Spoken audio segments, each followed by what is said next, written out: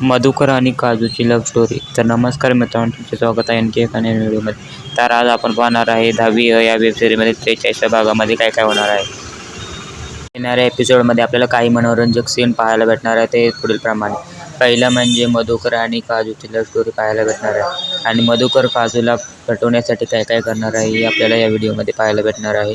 मधुकर पटवण्यासाठी काय काय करतो हे मजेशीर पाहणं आहे. बरोबर मधुकर आणि काजूचा डान्सही पाहायला भेटणार आहे. केवढा अभिजितचा पण डान्स पाहायला भेटणार आहे. मधुकर तर थेट लग्नामध्ये नागिन डान्स करणार आहे.